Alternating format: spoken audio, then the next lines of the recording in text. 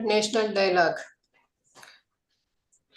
Climate change today is no longer a distant environmental concern. It is a planetary crisis affecting ecosystems, economies, public health, infrastructure, and livelihoods. From rising temperatures to extreme weather events to water stress and biodiversity loss, the impacts are visible and accelerating.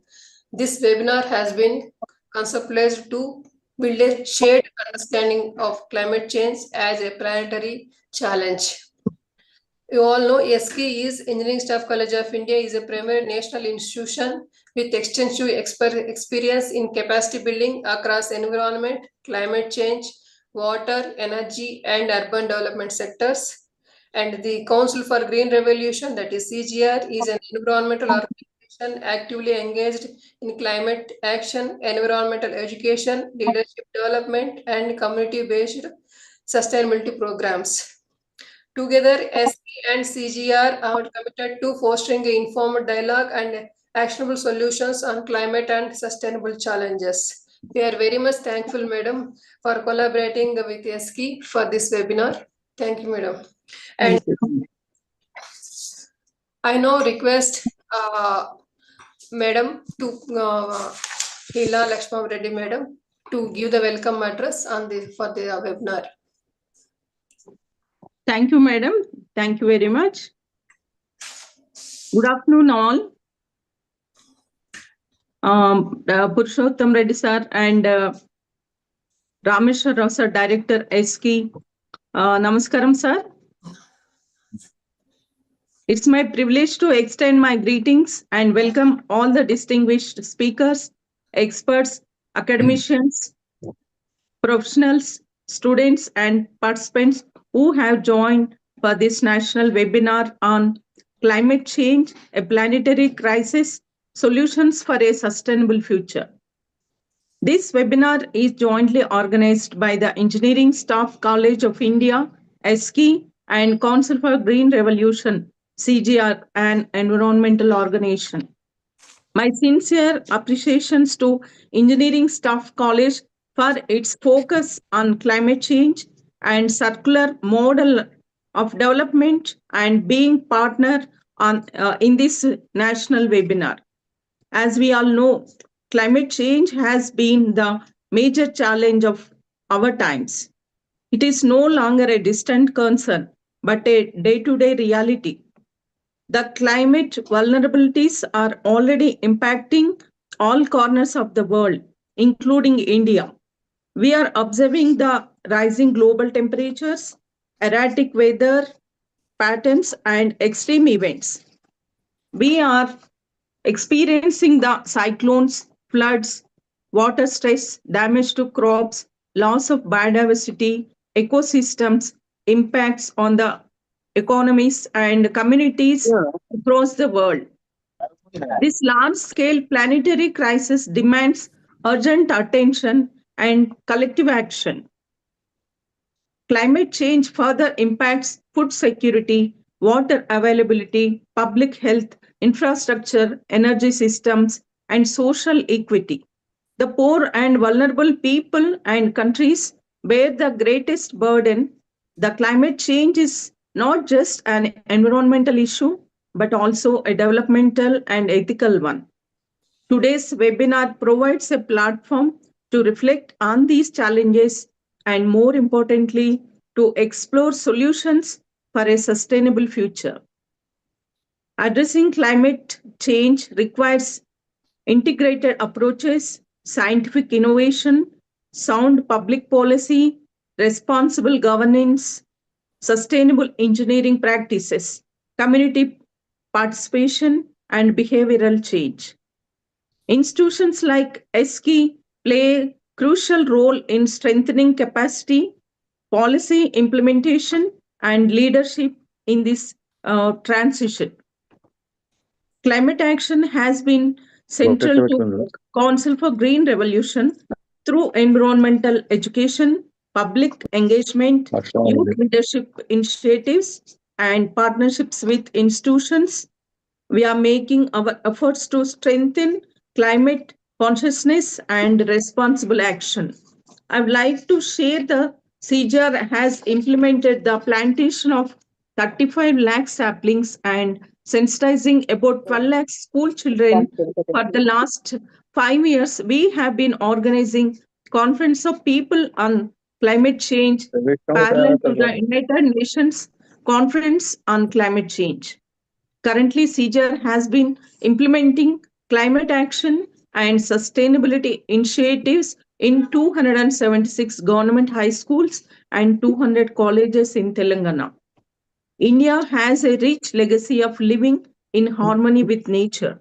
Our traditional wisdom, community practices, and cultural values emphasize balanced progress and conservation of natural resources. However, fossil fuel dependence, rapid urbanization, unsustainable consumption patterns, and ecological degradation have strained this balance. Climate change reminds us that development must be sustainable, inclusive, and environmentally responsible. As Mahatma Gandhi wisely said, the future depends on what we do Recording in in the progress. present. Climate Climate action action today today will will determine the determine the quality, quality. Excuse me. Yes, madam. Yes, madam. determine the Determine the quality of quality of life life for for future future generations. generations. Resound. Resound Once.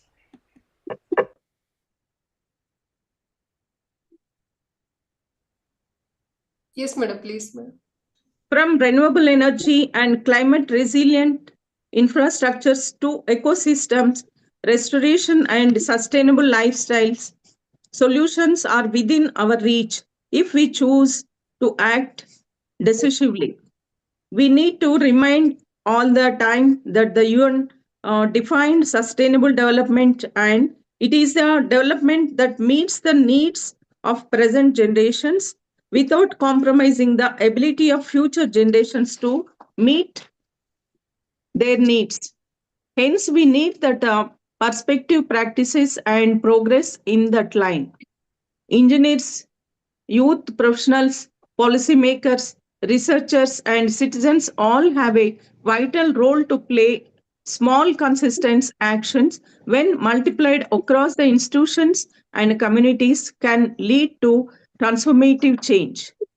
I extend my gratitude to the distinguished speakers who have kindly agreed to share their knowledge and insights. Their expertise and insights will help us better understand the climate change, its impacts, and a way forward towards mitigation, adaptation, and resilience. I appreciate team of SKI and CGR for the planning, reaching out of facilitating this webinar. My sincere gratitude to the speakers and all the participants who have taken time to be part of this occasion. I hope today's deliberations will inspire meaningful decisions, discussions, actionable insights, and long term collaboration. Thank you all for being here and for contributing to this important discussion. I once again welcome you all and wish the webinar great success. Thank you all. Thank you, madam. Thank you so much, madam, for the insights about the webinar. Thank you so much, madam. Thank you, madam. I now invite Dr. G. Rameshwar sir, Director, Engineering Staff College of India, Hyderabad, to deliver his address on this occasion for the webinar. Sir, please, sir. Good afternoon to all. It is audible? Sir. Chandrakala, it is audible? Yes, sir. Audible, sir. It's audible, sir. Srimati K. Leela Lakshman Reddy Garu, President CGR, and Professor K. Purushottam Reddy Garu, eminent environmentalist, and all the distinguished speakers, esteemed panelists, and respected participants, and faculty members, students joining us from across the country, and also from most of the engineers from Hyderabad also here. So on behalf of the Engineering Staff College of India, it gives me immense pleasure to extend a warm welcome to all of you for this national webinar on climate change, a planetary crisis solution for a sustainable future. I express my sincere gratitude to our co-organizing partner, the Council for the Green Revolution, for the joining hands with the Engineering Staff College of India in advancing this vital dialogue on environmental sustainability. Already, Madam explained it very well. And climate change is no longer a abstract concern. It is a planetary crisis affecting every nation and every community and every sector of the development. So, this rising of temperature and extreme weather events and water scarcity, biodiversity loss, and also increasing the carbon emission are clear, that is indicators that our planet is under severe stress. So the choices we make today will determine the quality of life for our future generation. As engineers, as a planners, and policymakers, as academicians, and also and responsible citizens, we bear a special responsibility to address this global challenge. Engineering solutions plays a very vital role for the mitigating the climate change through adoption of the renewable energy, sustainable infrastructure, and efficient water and wastewater management, and climate resilient and urban planning, and also green technologies.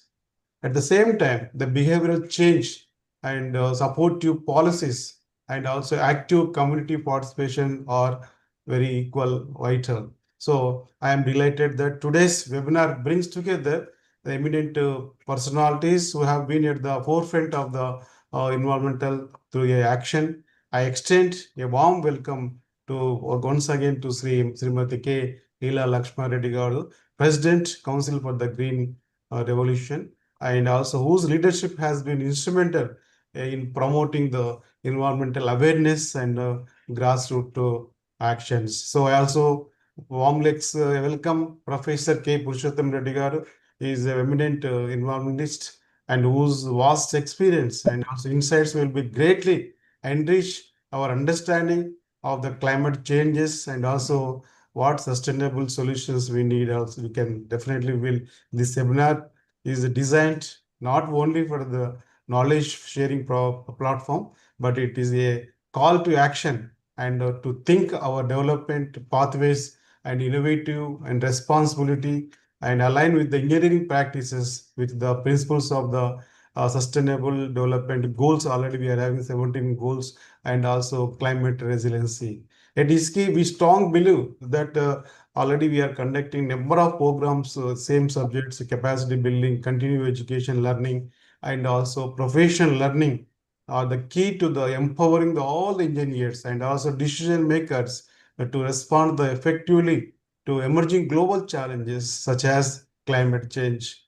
Through such programs, we strive to bridge the gap between the policy and technology and also implementation. I am very much confident that today's deliberation will inspire a meaningful discussion and generate the practical ideas, and it will be foster a renewed the commitment towards the protecting our planet. Let us work together to transfer this crisis Now into an request. opportunity for sustainable growth and inclusive development. With these few words, I once again, I also welcome on behalf of the Engineering Staff College of India. I wish the webinar is very success. All of you know this is the Institution of Engineers organ. This is the largest professional body which was established 1920. That organ is the Engineering Staff College of India. We will also conduct same. We will conduct many professional development capacity building programs through engineering and also all subjects we will, because this engineering, scientific and techno management domain will conduct this training program. And with these few words, I once again welcome to all of you. Wish you all the best this webinar. Thank you very much. Thank you, sir. Thank you so much, sir, for the insights. Thank you so much, sir. I now request all the participants to remain muted during the presentations. Request everybody.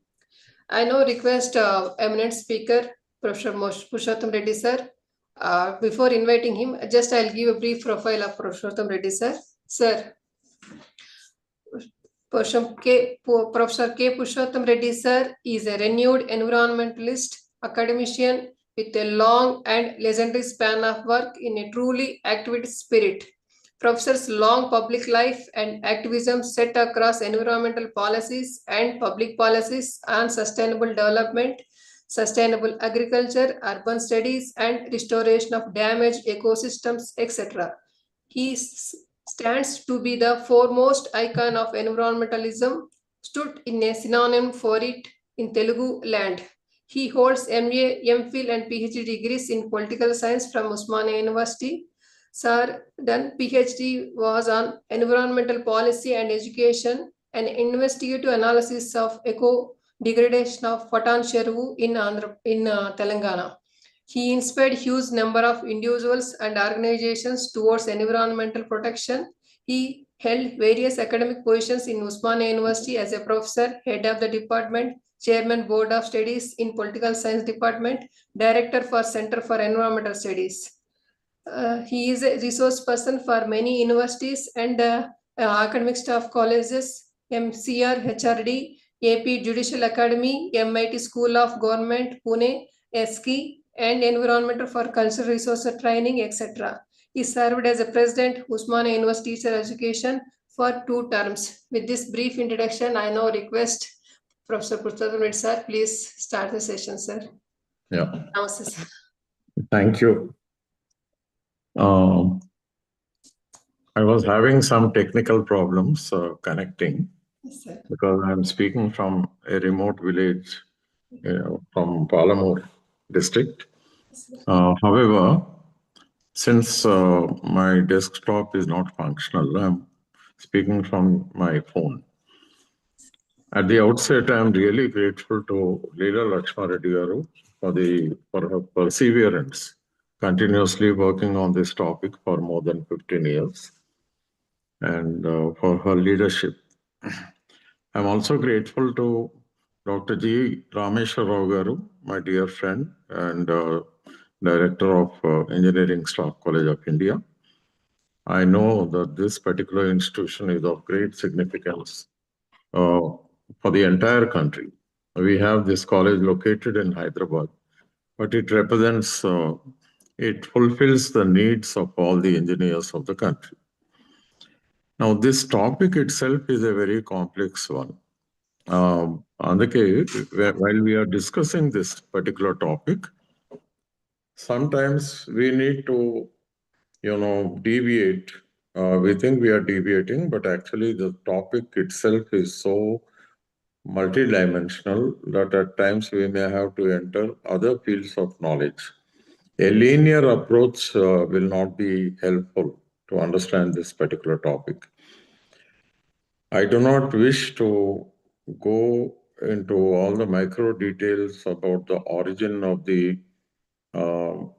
this particular subject. However, just a few points to recollect the pathway so far we traveled on this very important subject.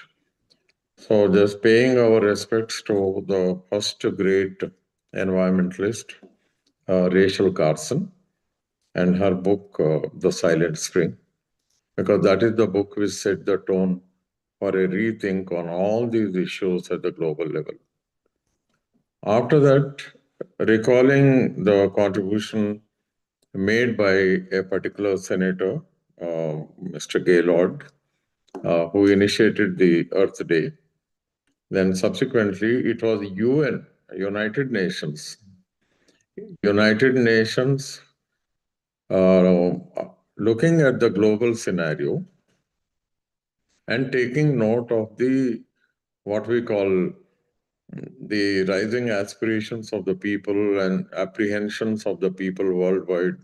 We, in political science, we call it as the public demand. Because the first Earth Day, which was organized in all the continents and in more than 200 cities on April 22nd, 1970, that had witnessed a gathering, attendance of 20 million people worldwide. If you yes, if you take all the delegates, you calculate all the members who participated in all the meetings, it is about 20 million. And that was a big number. 20 million is 2 crores. So at that particular point of time, United Nations took note of this public apprehension. In other words, it took note of the civil society expressions on this subject of global warming. And they decided to organize, and the first conference was organized in 1972 in Stockholm. And after that, the subject of environment came to occupy a most important position on the agendas of the universities of the world. Now, what happened is from 1972 to 1983, the world witnessed a rapid rise in our understanding of the subject. So many hundreds of PhDs were produced, books were published, and thousands of articles were published in scientific journals on all the major environmental concerns like the depletion of the ozone layer, global warming, loss of biodiversity, desertification, and also simultaneously on the nuclear threat. Around 1982, UN was happily surprised because one, they had initiated the 1972 conference and they were very happy that the world was focusing on this very important subject. However, what surprised them was the tremendous response of the people for this particular subject. So they appointed a commission known as the World Commission on Environment and Development, and that was commissioned with the sole purpose of understanding, or what we call demystifying, this wonderful subject of environment. So that particular commission was headed by Mrs. Gro Harlem Brundtland, then Prime Minister of Norway, and that commission visited all the continents. They had discussions with the governments and also with the people. They had visited the tension areas as far as the subject is concerned. And they also talked to the poorest of the poor and tried to understand their rising aspirations, apprehensions, and in addition to that, how exactly environment was affecting them, how it was pushing humanity into hunger and disease and shelterless, into poverty. And so the commission, after 4 years of solid work, they submitted a report. And that report, which has been published in the form of a book, I request my young friends to take note of it. The title of the book is Our Common Future.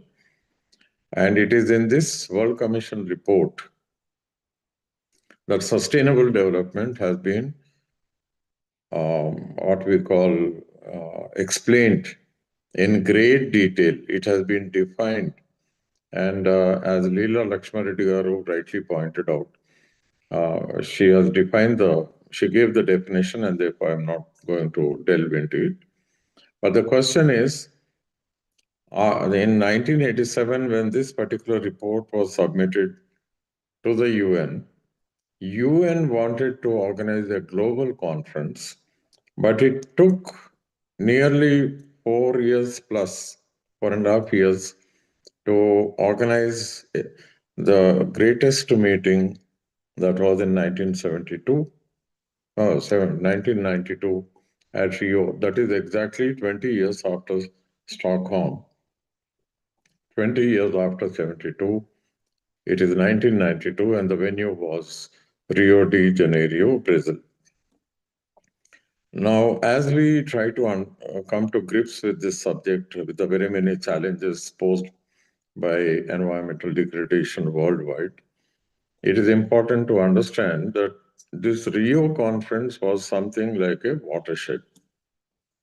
a very important conference. So nearly almost all the countries of the world were there. In addition to the governments, civil society organizations were there, NGOs were there, political parties were there, and academicians, writers, so many people gathered, and the number of people at the venue exceeded 50,000. Now, for the governments, what they did was on the very first day, they adopted unanimously the World Commission report. The reason is copies of the report were already made available to all the nations in the entire world. So they came thoroughly prepared, and on the very first day, they unanimously gave their consent to the findings of the World Commission report. Now, what happened after that is, having given their consent, having expressed their unanimity as far as the World Commission report is concerned, then the global body decided to walk the talk. That is, they decided to implement. And therefore, they adopted about 5 major decisions. There were several other smaller resolutions, but from my angle, I consider the most important one being that United Nations, this particular conference on environment and development, popularly known as UNCED, they decided to establish UNFCCC, United Nations Framework Convention on Climate Change. Now, this was a major decision, and the world by then was already worried. There were so many issues where the UN had taken the initiative, but it was important for the nations of the world to fall in line and take up the work in all sincerity. So, United Nations Framework Convention was on climate change was adopted, and under the aegis of this UNFCCC, Conference of Parties were being organized from 1995. The first one took place in Germany. I'm not going into the serials. You can verify in the internet. So far, 30 times the world met on a single topic, that is climate change. And the whole world met in different countries, different cities. And, every time they met minimum was 1 week, sometimes 9 days, 10 days also. It's important for all of us to understand that this climate change was recognized as the number one problem. Now, there are certain other things which we just need to recollect, and one is the IPCC. IPCC is a body, Intergovernmental Panel on Climate Change, and this is basically a body of scientists. At one time, more than 6,000 scientists were contributing to IPCC on global warming, on decarbonization, on phasing out the fossil fuels and climate change and what needs to be done. So basically, IPCC can be described as a body where a synergistic body, where the scientists of the world were submitting their ideas, their findings, their research findings, and so on. And IPCC was calling out reports. So far, about 6 major reports have been submitted to the UNFCCC, and under the aegis of UNFCCC, a lot of discussion took place, and definitely for the general public, for all the people living on this planet Earth, this scientific knowledge has definitely enabled us to understand the subject and come to grips It helped in policy making, not only at the UN level, but also at the individual countries level. Friends, slightly before 1992, the world, that is about 5 years before 1987, the world had met in Montreal on a very important topic, and that was the depletion of the ozone layer. And, there was a protocol signed. And today, the scientific community is agreed that humanity has made a lot of progress when it comes to phasing out ozone depleting substances. And it is expected that in another 20 or 30 years, a major part of the ozone layer will be restored to what it was before its damage. I now come to what happened after 1992.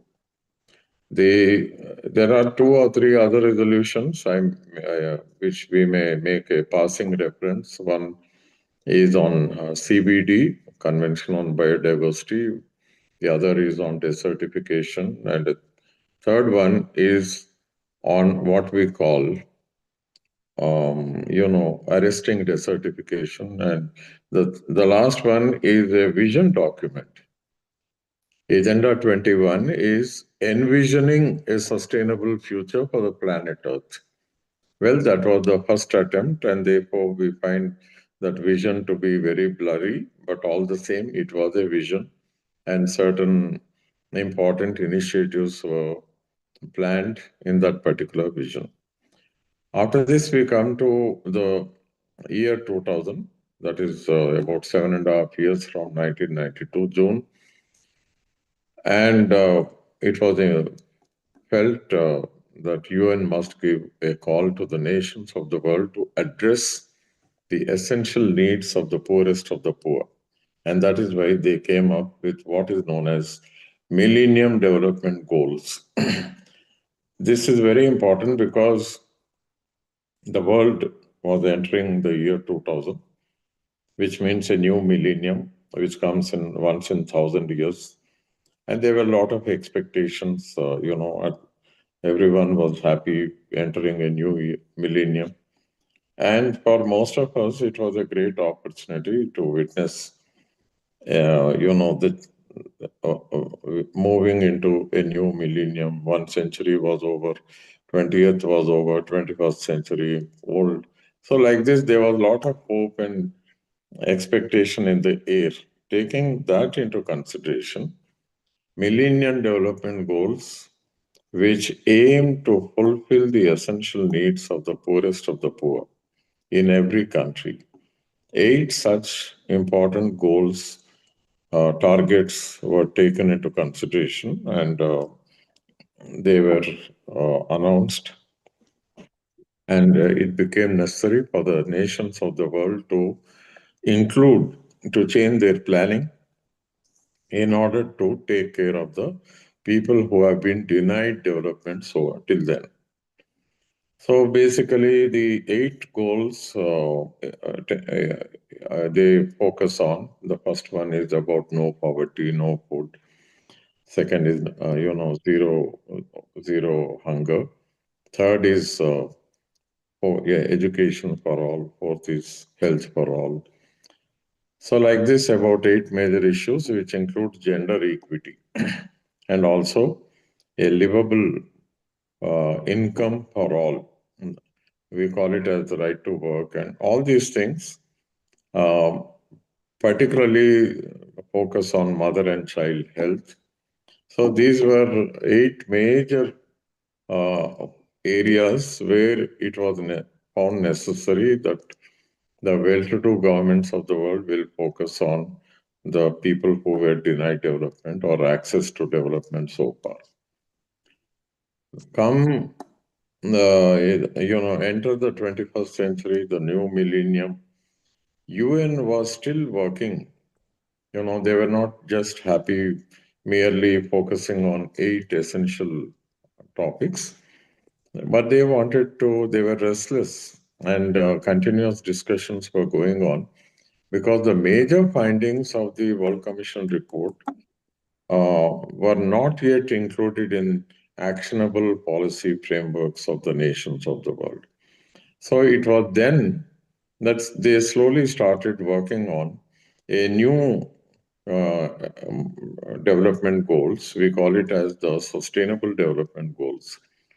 So in this, we focus on so many issues, including the right to work, right to access to water, energy, then climate remediation. Climate remediation is there. Then similarly, we're taking care of what is known as life in water, life on land. But from my side, from political science side, I consider the Sustainable Development Goal number 16, 1-6, as very, very important, without which nothing can be done. This goal number 16, it talks about a level playing ground for all the people in the entire world. That is, essential needs of everyone have to be fulfilled. So this goal talks about peace. Peace is very important. Shanti.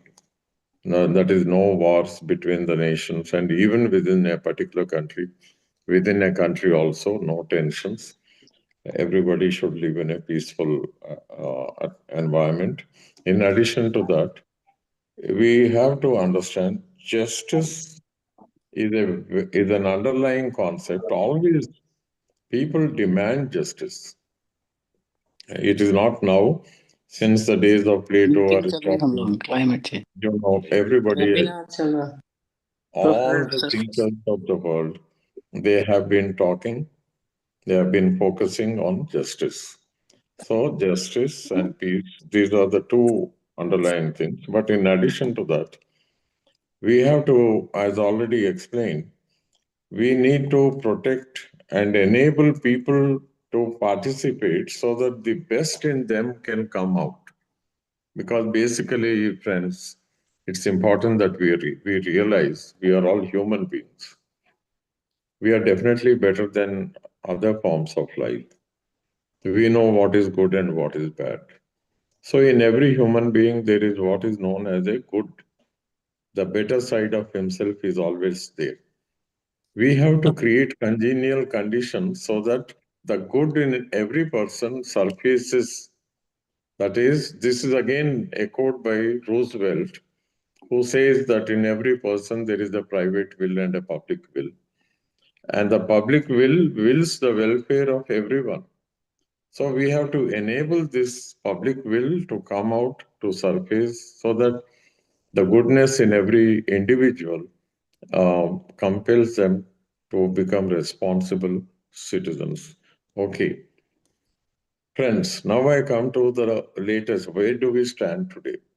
How deep is this problem? What are the difficulties? As already explained, the world has met 30 times on one single topic, and that is climate change. COP30, Conference of Parties 30, was recently organized in Brazil.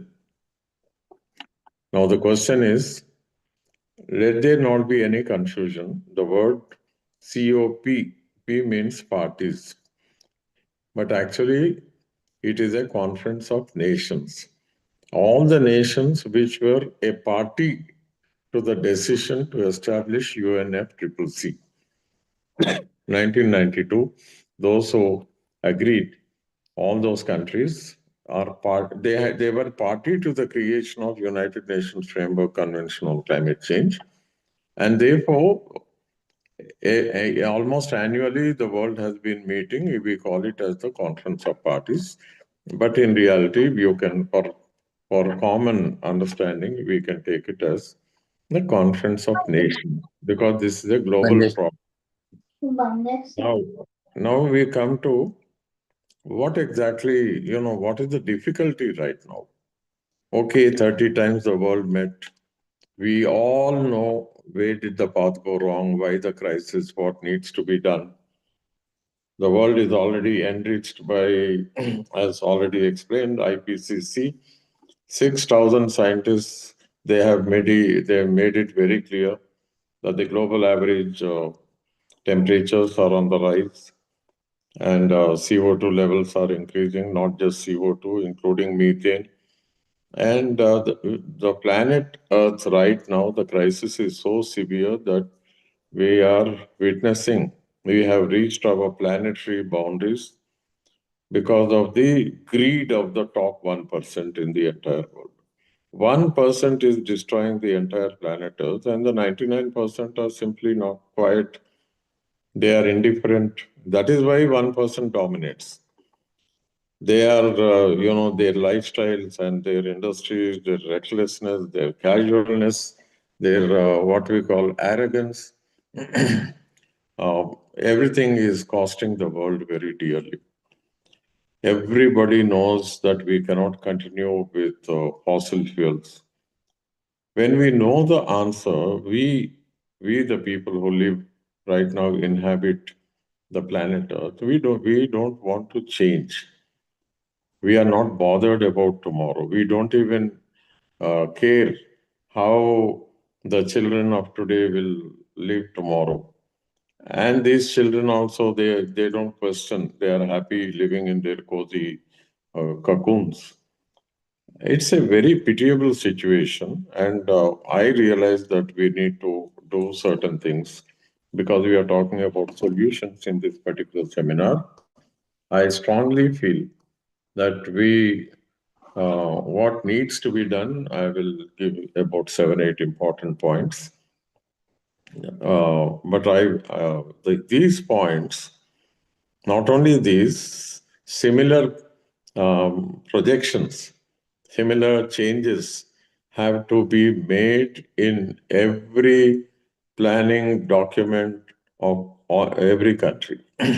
Unfortunately, at periodic intervals, America withdraws from these global climate consultations, and people like Trump are there, not only in America but elsewhere also. His close, followers, people who have little respect for environment, they are there in every country, and almost all the political parties are to be blamed. I don't have to choose between them, but I'm more worried about the citizens and their inaction. So, for a sample, for the first and foremost, which IPCC has very clearly said, yes, we need to decarbonize the economy. And in all the conference and parties, multiple times we have talked about, we need to phase away from the fossil fuels. We need to slowly move away. We need to change our economy. We have to reduce our dependence on fossil. These are wonderful expressions, but I am also aware of the fact that though all the countries attend, for every country delegate, the fossil fuel lobby, they send at least 2 people to cover the country delegates. They all the 7 days, 9 days, or 10 days, they are virtually serving the delegates, trying to please them, lobbying with them. And finally, we see the results, COP after COP. We see nothing is being done except, a lip service to the cause of environment. Friends, we have to, that is, when I say we the people, we the citizens who are already affected worldwide, it's a horrible scenario. I'm not going into the impacts of or the extreme weather events. It is everybody's knowledge. Coming to our what we need to do, it's important that we, the people, assert. Yes, we have to assert it is our future, our present and our future. Then we have to, we need to be emphatic. Friends, so the people have to insist. They have to dictate to their political parties. So 1 second, I'll just.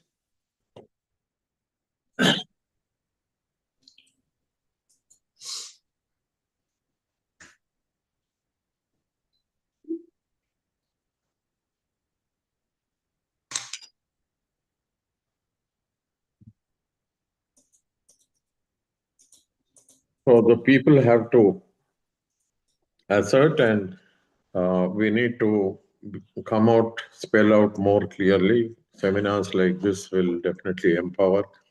We need to exchange information, knowledge, come together, and also learn to exert political pressure. And for this, we can do. In fact, it is we the people who can come up with a policy, because there are a lot of public intellectuals, public policy experts in any given civil society, leaving the issue to our parliamentarians.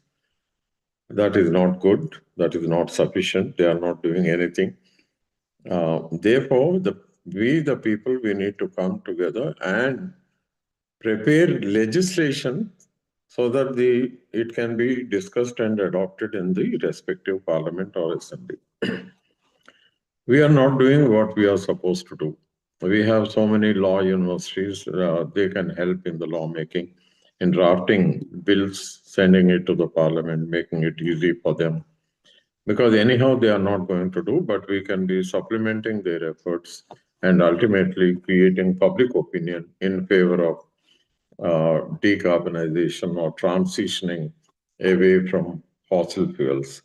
There are other areas. One is regenerative agriculture, restoring soil health, and also trapping carbon in the soil, no tilling at all, reforestation, because once again, reviving the health of the forests. And at the same time, plastic should be banned, and whatever plastic is already there in the oceans, it has to be removed. And we have to restore the health of the oceans also. Otherwise, carbon fixation will not take place the way it was happening earlier.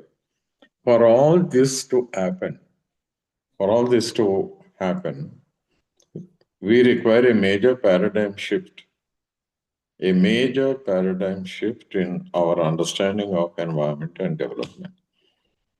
Right now, friends, we are having this seminar in India at a time when the Parliament of India every day is passing legislations to destroy the environment and ecology of this country. Just 2 days ago, they have, simply adopted the nuclear reactors bill, and now they are welcoming private participation, not only from India but abroad also, and they are also fixing a cap on the compensation to be paid in the event of a disaster. Friends, India is already highly, we have suffered because of Bhopal. Not just the number of people died, but it was a slap on the face of India by a multinational corporation, Union Carbide. And not only the accident, but what happened after the accident, the entire legal uh, battle can be described as a slap on the face of India's judiciary, where we never had justice. Justice was not given out to the affected people in Bhopal. All ultimately, there was a small compromise favoring the corporate, and all the political elites, the ruling parties of that particular time, 1984, they are flatly responsible. So where are we? What are we doing? On one side, our governments are moving in the direction of destroying whatever little environment we have. People are indifferent. We the people are selfish. We are all the time bothered about our small little goals, and we don't care for the planet Earth. Government is not bothered. It's constantly favoring the richest of the rich. And in such a situation, I don't see any hope. It is not only 30 times the world met, but even 30 years down the line, I don't see any hope, because as long as we, the people, are indifferent, things are not going to improve. Anyway, I just wish to point out at the global level. Okay, we have United Nations.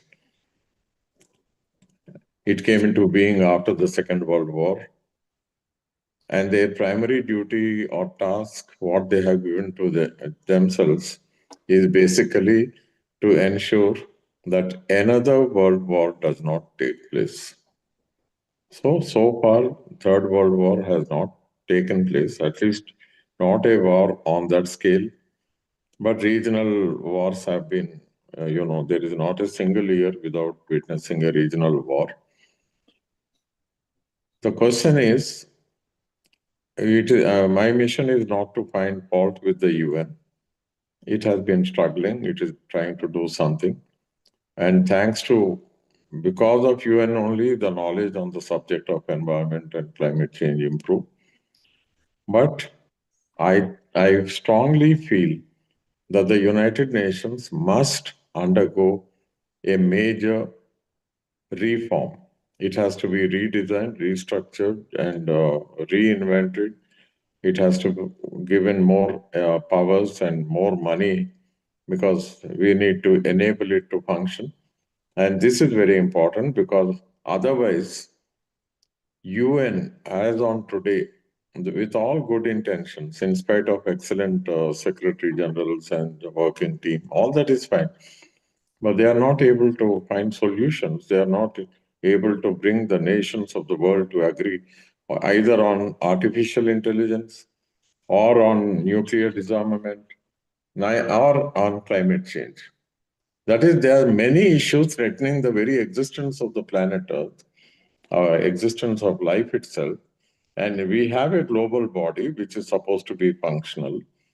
I'm not saying that they are not sincere, but they don't have the powers. Therefore, it is necessary. Recently, there was a discussion in that direction. But it's very important that we once again reinvent, because that from 1945 to today, 2025, maybe about 80 years. Yes, we need to recharge, reinvent, and create a better UN so that we can focus. And lastly, we in India, right now, we are facing a major problem. All the Himalayas, we have a major crisis. And it is only because of the Anthropocene, that our own impact on the Himalayas. Foolishly, we went about building hydroelectric projects in the name of producing cheap power. We have, and in the name of temple tourism, we have built, what we call all kinds of roads. We have interfered very heavily with the Himalayas. And right now, as and how the melting of the ice takes place in the Arctic and the Antarctic, it's also to be noted that even Himalayas, which are supposed to be the third pole of the government of the planet Earth, there also the glacials are, withdrawing, and it becomes extremely difficult with the rising temperatures. The Himalayas are going to be without ice maybe another 10 years, because it is expected by 2030 September, Arctic will be it will be ice-free. 2030 is just 5 years down the line. And when Arctic is going to be ice-free in September 2030, what will be the situation on the Himalayas? Is India discussing this? Indian parliament is blissfully, ignorant. It doesn't bother. They have not yet, so far, they have not even discussed our common future in the parliament. So, and we are not asking them. We are not reminding them. So who is at fault? In a democracy, it is always we the people. We need to be eternally vigilant. We are not doing our job. Our MLAs and MPs, they pursue their own personal agendas. And as a country, we are making a foolish fool of ourselves in all global conferences. India is the only country which goes to attend all the global conferences without having done homework in its own country. We don't have EPA, Environment Protection Authority. What are we discussing? Or Environment Protection Agency. We only have the Water Act, Air Act, and to implement those two, we have the PCB. But to implement the Environment Act, we have not created a corresponding agency. Friends, the problem is very serious. I compliment CGR, which has been working relentlessly, and also Engineering Staff College of India, because see, unless we come forward, a prestigious organization like the Engineering Staff College of India and CGR, and let there be convergence from different universities, and in the days to come, definitely we need to meet and exert pressure in order to set right the world's largest democracy and make it more accountable when it comes to the protection of the planet Earth. Thank you so much. Thank you, sir. Thank you so much, sir, for addressing the climate crisis, the planetary crisis, which clearly highlights the urgency of collective action for every individual, and also every sector plays an important role in addressing this climate crisis. Thank you so much, sir, for the session, taking the session, for accepting our invitation and delivering the session. So thank you so much, sir. I now Thank request you have a question or Q&A for apart from the participants, one or two, please. Can you put it in the chat box? Madam, my friend from America was supposed to join, Yes, sir. Professor Sanjay Asthana. Sanjay Asana. Okay, sir. The thing is the timing, now it is maybe, I don't know, maybe Morning, early mornings. early morning. Otherwise, he was very keen on joining. Yes, And sir. he's a reputed professor. Yes, sir. Some other day we'll have him if he is not there. Yes, sir. Sure, sir. We will have it some other day, sir. Sure.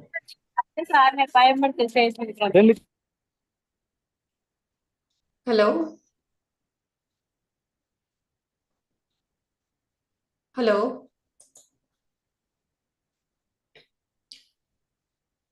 In the chat box, till now we didn't receive any questions, sir. I hope Yeah, open-ended questions, they can raise their hand.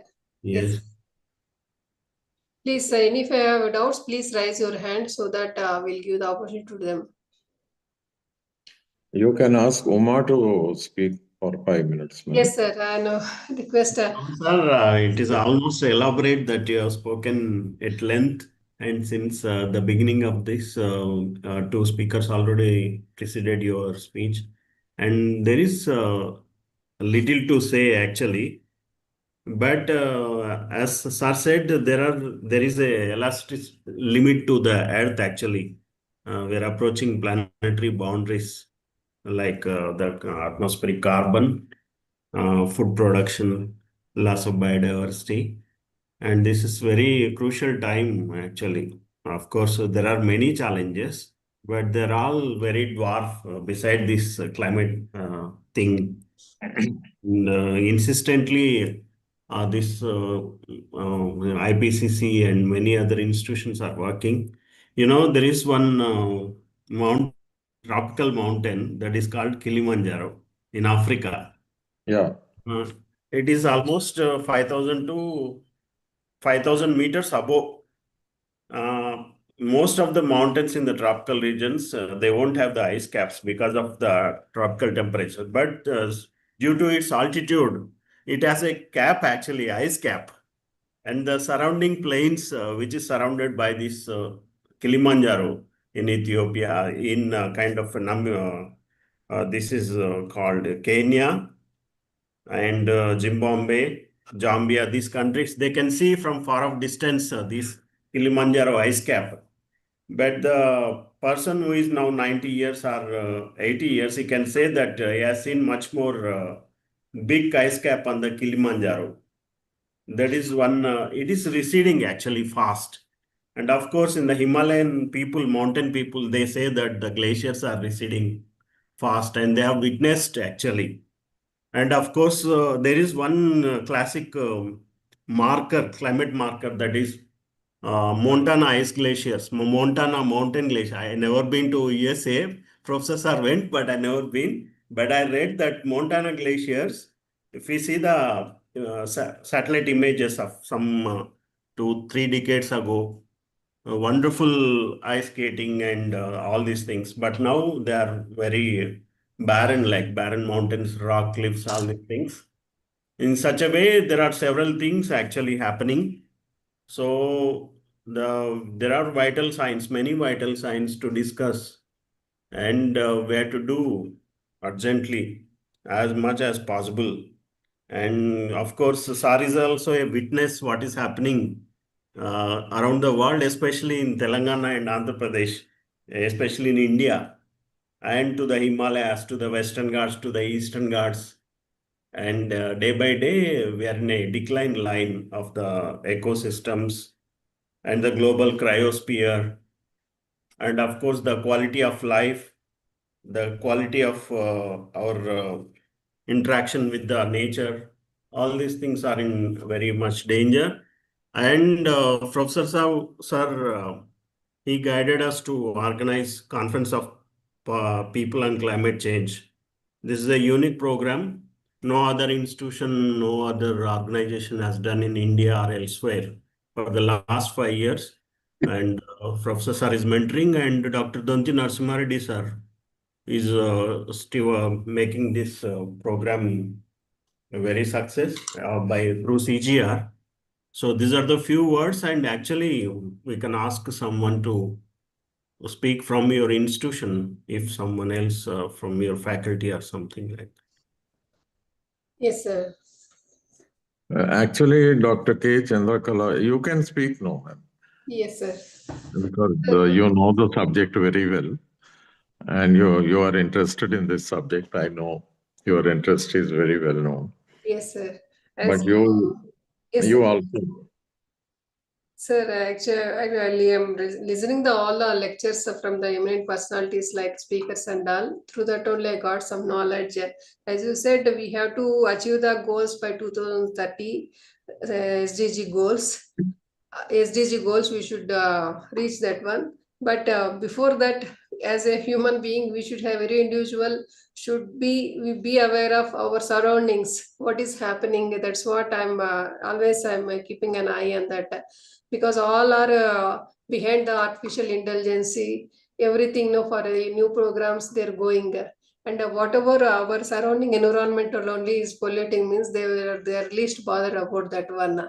That's what I am wondering about that one. And you said rightly, I didn't know about that also. That Antarctica, in Antarctica, in Antarctica, ice also melting by 2030 September. You said those points and all, we are not aware of that one. Sir, we should give the awareness sessions to the public. As I said, Muma Mashra said, you are doing conference of people for climate change. You are taking the sessions on that. It is very helpful, sir, for the who are actually non background of science and also about the environmental. Those for them it will be very helpful, sir. Yeah. I'll also be a part of that one if I get a chance on that, sir. Thank you so much, Yeah. sir. Just one point, ma'am. Yes, sir. About 3 years ago, a book has been published, Yes, sir. and the author is Kim Stanley Robinson. Kim, Stanley Robinson. yeah, and the name of the book is The Yes. Ministry of the Future. Ministry of the Future. Okay, sir. Why I am telling about this book now is that in that book, they describe how dangerous, how critical the situation will be in North India. Yes, sir. And that too, they are not talking about remote future, say by 2035 or maximum 2040. Okay, In sir. that particular book, it's of course, fiction type, but science fiction, where every word is important. What the author says is that because of rising temperatures, global warming, North India, you must have noticed whenever you went to Delhi, Yes, sir. that in summer it will be like sultry, Okay. like Vijayawada. Vijayawada. It is salty. Yeah, Yes. yeah, same sultry type, Yes. and humidity is very high. Okay, So sir. in North India, in the entire Gangetic Plain, it is no doubt the temperatures are very high, but at the same time, humidity also is there.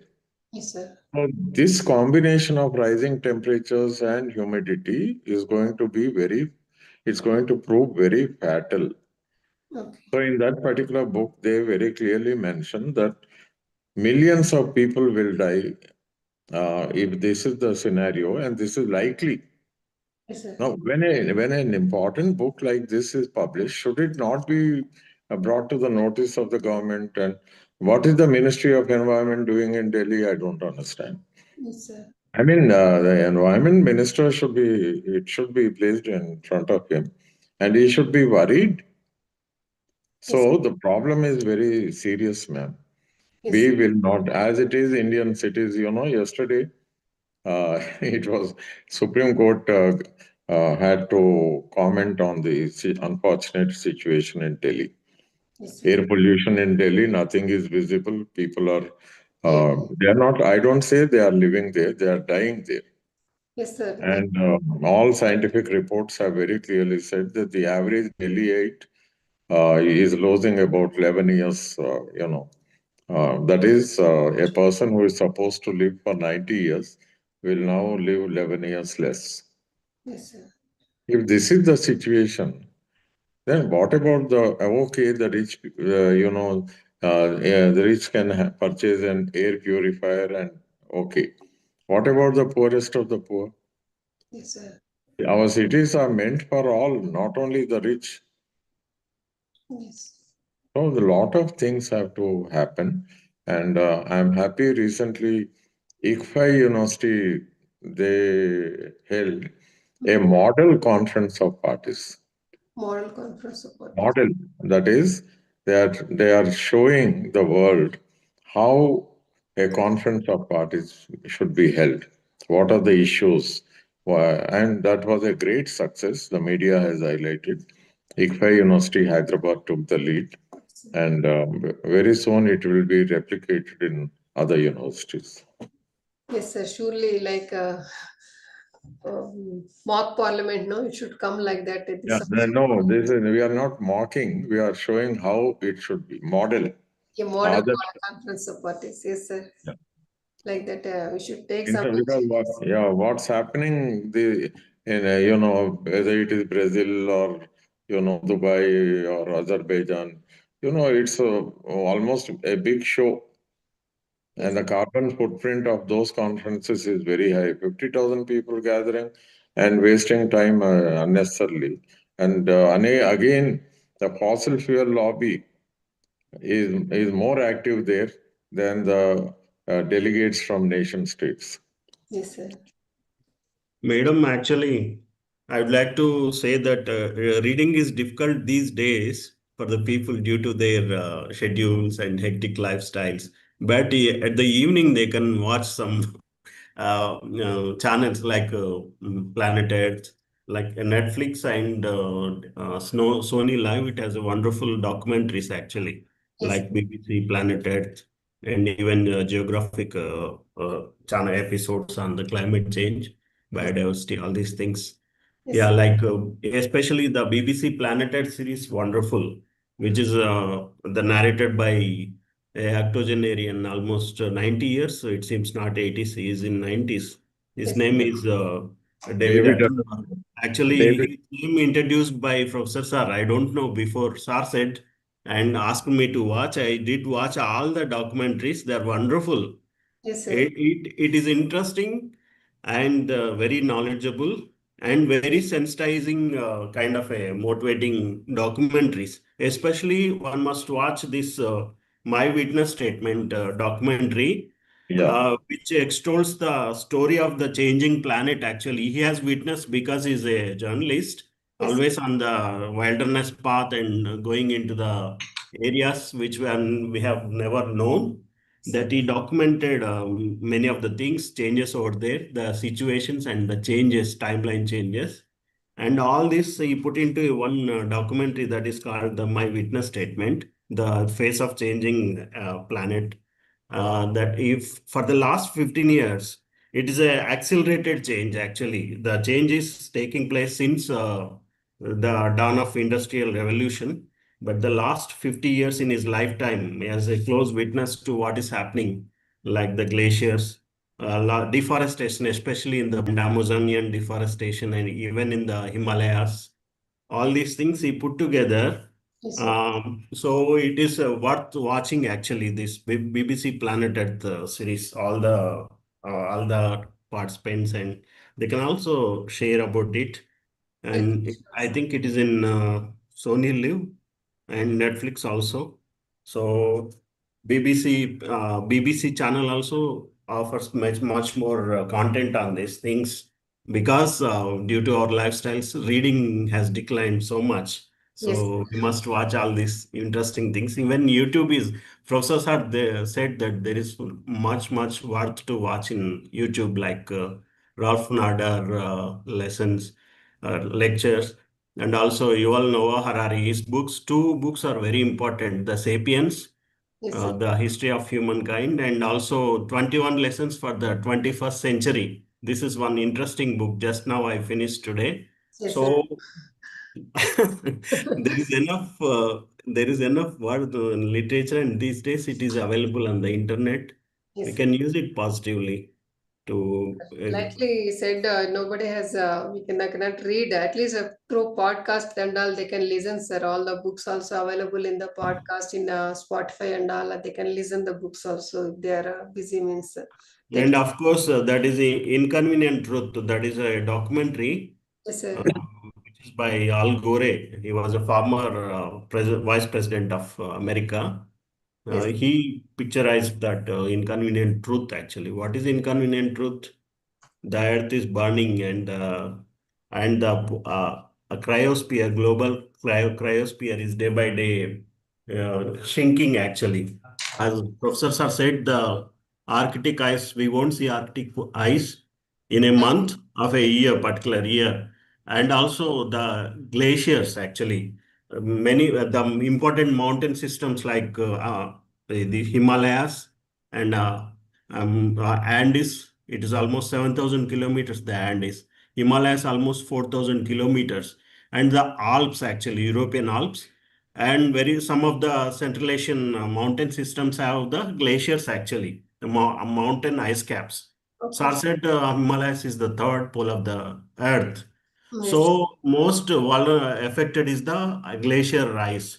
So once glacier rise is lost, the lowland areas, the areas which is populated by dense populations like India, Indo-Gangetic Plains, Indus River, and in the north side, Yangtze, Mekong River, and Irrawaddy River, all these streams will dry up and almost impact nearly a fourth of the world population, a breadbasket. Like down the south, it is the rice belt. okay. And down the north, it is the wheat belt.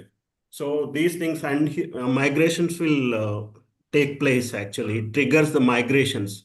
And this will cause a global disaster and conflict and many issues actually. So these are the things happening. We have to watch the world, the planet as a bird, a synoptic view, actual viewpoint, taking it as a model. And we have to watch. We have to have every individual should be an observatory of the earth and the changes in the regional level, local level, and of course in the global level. Then only if we only sensitize, we can act. If we only understand, we can be sensitized. So this is the message we can send to your trainees and participants always. Yeah, there is one observation by Sri Ramana. Yeah, I request him to speak. Sir, Sai Ramana, sir. Sai Ramana. చెప్పండి ఎవరు? Yes, sir. Please, sir. Go ahead, sir. Sai Ramana, please Yeah, speak. yeah. Please unmute, sir. Yeah. Sai Ramana, sir. No, you have to unmute, sir. Hmm? He is speaking, but he is not unmuting. Okay. Okay. So you can conclude, ma'am. Yes, sir. Sir, please unmute yourself, sir. Sai Ramana, sir. He is talking, sir. Actually, he's saying that at Mysore Zoo Park entry, the zoo staff are collecting certain amount from the visitors for each plastic water bottle.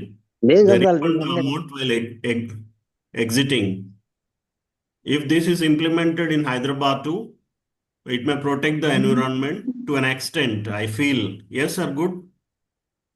Yeah, thank you, sir. I'm somehow in the Maybe some issues are from his side. yeah. Thank you, madam. Are Yes. you able to hear? Yeah, Yeah, we I'm can Sai hear, sir. Ramna. We can hear, sir. We can hear. Yeah, I am Sai Ramna, retired General Manager Revenue from Hyderabad Metropolitan Water Supply Sewerage Board. Okay. This is a small suggestion, madam, because I came across in Mysore Park, Zoo Okay. Park. Yes, sir. Yes, sir. Please go ahead, sir. Yeah, namaste, madam. Thank you. Yes, sir. Yendranu. Sir, maybe some work is, yes, Momashra sir rightly said, no, in the Jew park, they're implementing the plastic water bottles, they're collecting it and means they're refunding it. Yes, sir, we are facing a lot of problem with the plastic. That is another part. It will take another session to talk about the plastics. Yeah. Yes, sir. Lightly, mainly thing is a single-use plastic is very culprit and the so for the society for the environment. That we have to so much we have to take some policies. The government also should give some initiations for that people get aware of that what is happening, what you are eating and whatever. No, it is not digestible means that it's not digestible by earth also. That Yeah. everybody should understand that one. Uh, that Now, part will take. That is another session we have to take, sir. I hope plastics. Yeah, yeah. Thank you, madam. Thank you, sir. Thank you so much, Anita, sir. I just wanted to express, yeah, madam. Thank you. Yes, sir. Anita madam from SK want to speak. She raised her hand, madam. Yes, sir. Anita, Yes. please.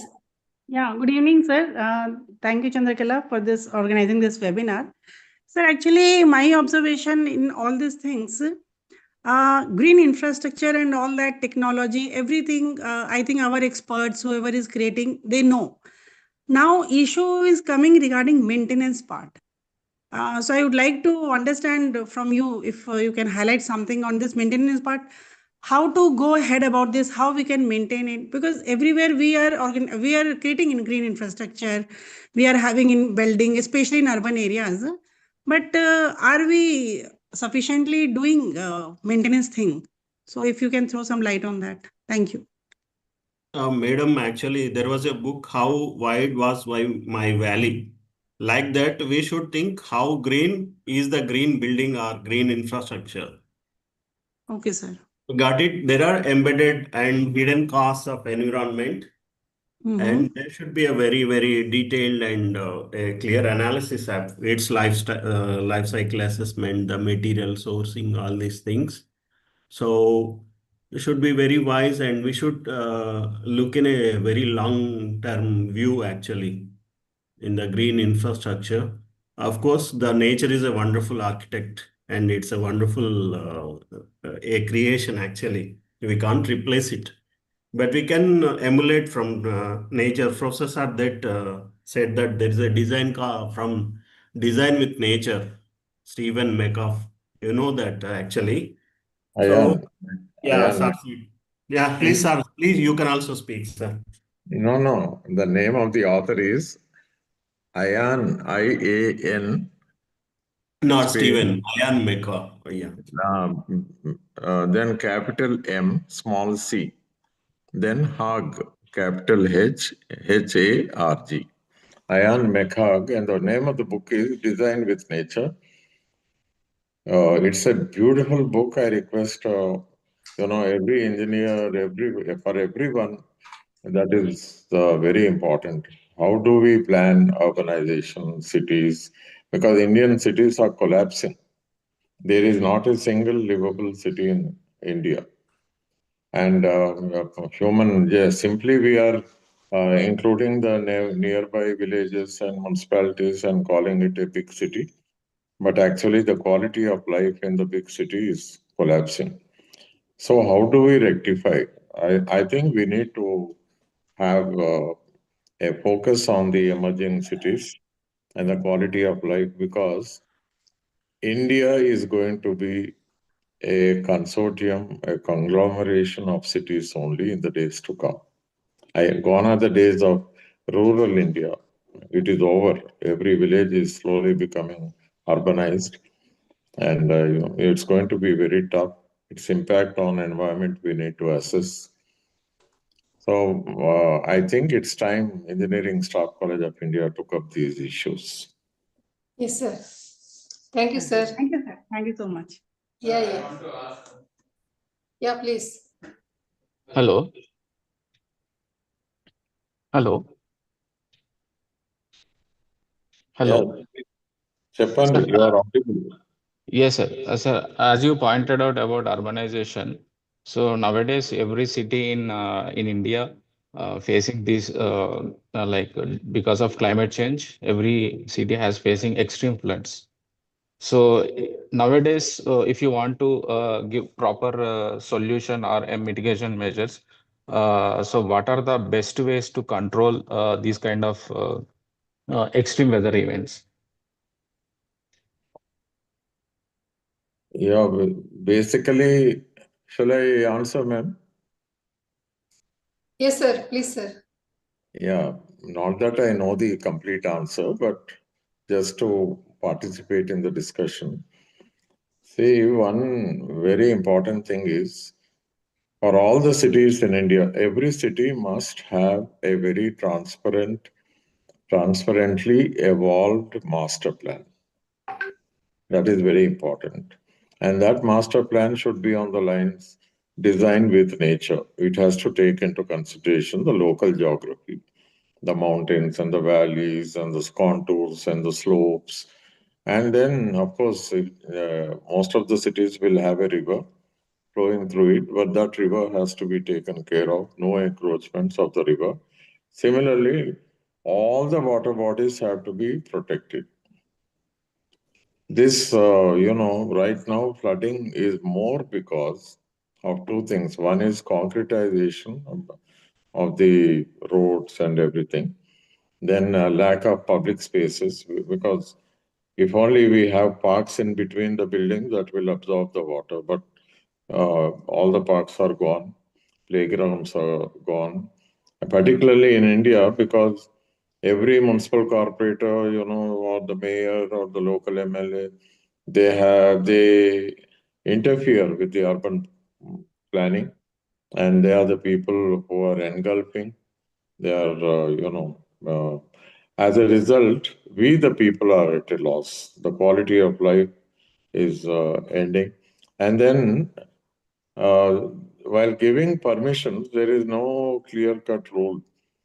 So, a city, for example, if you take Banjara Hills, it was supposed to be only residential. But later on, all the road-facing buildings were given permission to go in for multi-storied and commercial. Now, have we not interfered with the carrying capacity of that particular region? In fact, they also wanted to cut down about 3,000 plants, trees around KBR Park. It was then that the citizens went to court and stopped it. So people have to be vigilant. We need to be very careful, because the bureaucratic and political elites are highly corrupt, and they want to make, money as soon as they come to power. And that is the real reason. And we are indifferent. We don't question. We don't approach the Human Rights Commission, or we don't give a complaint. We don't file public interest litigation.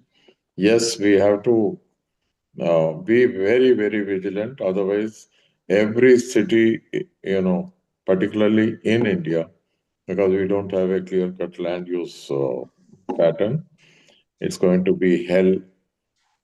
And that calls eternal vigilance on the part of the citizens. Yes, sir. I would like to add, madam, actually the government of India given a call that mission lifestyles for environment. Mission life actually. Yes, sir. There are kind of a 70 to 80 habits that can cumulatively impact the positive change actually. So I'll mention here mission life in the chart room, Yes, sir. government of India. Mission life. So yeah, you can follow, you can download the material and like from switching off the light to switching off the engine at the traffic signals and kind of measures they have given. It's very useful for your engineering college trainings and all these things. Yes, sir. Life L Yes, sir. L capital, I small, Yes, sir. F capital, E capital. Yes, I sir. have written in this chart room, madam. Yes, sir. Got Mission it, sir. Life. You can download and you can also Yes, sir. promote. Yes, sir. Sure, sir. Thank you, sir. Thank you, sir. I hope Shai Chandra sir is raised hand. Sir, please unmute yourself, sir. Good evening, madam. Good evening, sirs. Yes, sir. Good evening. Yeah, sir, myself, Sai Chandra Reddy, sir, bioscience teacher from Vanaparthi district, Telangana. Good. Sir, I would like to say that about plants, sir, about saplings during Vana Mahotsavam or Haritaharam, whatever the program. Every year they are planting the saplings just below the electrical poles, sir, electrical line. And during rainy season, they are growing well. And when summer comes and when heavy winds occurs, they are growing just near to the electrical lines. So they are cutting again trees. It should be rectified, sir. Every year I am observing on the way to my school, they are planting the saplings and they are growing again. They are cutting during summer. So this is happening. They are not allowing them to grow. So government or Council for Green Revolution, Leela Madam, like what Leela Madam is doing, planting and saplings and adapting and making them to grow into trees. But it is not happening during this program, sir. So it should be rectified and some instructions should be given to the government through organizations like you, sir. Thank you, sir. Yes, sir. Actually, అవును sir, it is happening everywhere. Just they, for the sake of planting, they take the saplings and plant there and they kill again.